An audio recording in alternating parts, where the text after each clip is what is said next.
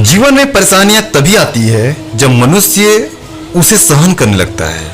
हर समस्या का अगर डट कर सामना करेंगे तो समस्या का समाधान भी होगा और धीरे धीरे समस्याएं खत्म ही होने लगेंगी। कमजोर को कभी नहीं सताना चाहिए, यह सबसे बड़ा पाप है। ऐसे व्यक्ति को प्रभु कभी माफ नहीं करते हैं। जो कमजोर को सताता है उसे भगवान कभी माफ नहीं करते। कहावत है कि भगवान के यहां देर है मगर अंधेर नहीं है। भगवान की लाठी में आवाज नहीं होती।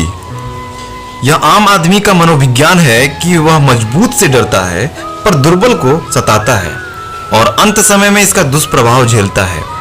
अक्सर सशक्त व्यक्ति मजबूर और लाचार लोगों का शोषण करते हैं। एक दोहा कहा गया है कि दुर्बल को न सताइए, जाकी मोटी हाय, मरी खल की सांस से लोहा भस्म हो जाए। काफी सार्थक है। किसी को निर्बल समझकर उसका शोषण नहीं करना चाहिए क्योंकि उसकी हाय का असर कहीं ना कहीं होता है। शक्तिशाली व्यक्ति को कभी अपनी ताकत के ऊपर घमंड नहीं करनी चाहिए क्योंकि घमंड जो है चूर हो जाता है। किसी अशक्त पर अत्याचार नहीं करना चाहिए। दुखी व्यक्ति की बद्दुआ से समस्त कुल का नाश हो जाता है। रावण, कंस, होलिका, हिरण्यकश्यप आदि इसके ज्वलंत उदाहरण हैं। सभी को ईश्वर की कृति समझकर उनका सम्मान करना चाहिए। हमेशा अपने हृदय में भगवान को स्थापित करना चाहिए क्योंकि उसके स्मरण से समस्त पाप का अंत हो जाता है। जब हृदय में पवित्र विचारों, सद्कार्यों का स्थान होता है तो पाप और अवगुण अपने आप ही दूर हो जाते हैं।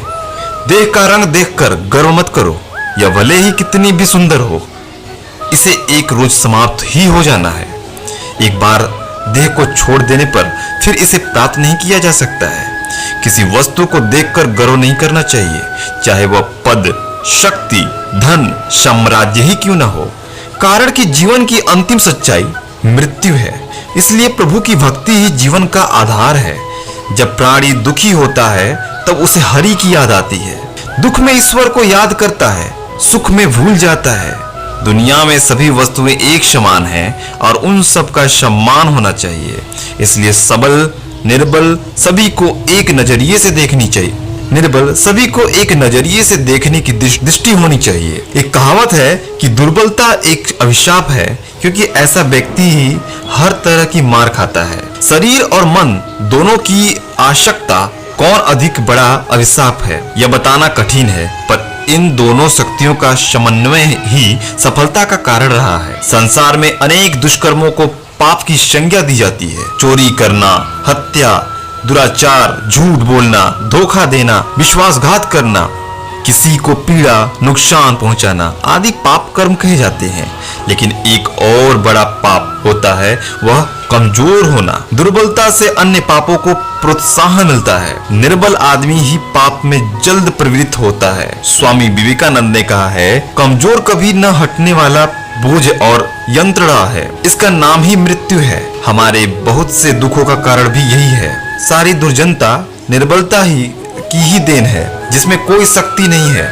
इसलिए साहस सबसे बड़ी सबलता है। जिसमें साहस नहीं है वह अपने या अपने पड़ोसी पर होने वाले अत्याचारों के विरुद्ध कैसे आवाज उठा सकेगा। अत्याचार सहन करना, उसे समाज में होते देखना भी कम बड़ा अन्याय नहीं है। इससे दूसरों को अन्याय करने का प्रोत्साहन मिलता है। इस संघर्ष प्रधान संसार में ससम्मान जीवित रहने का हक उन्हीं को है जो शक्तिवान है।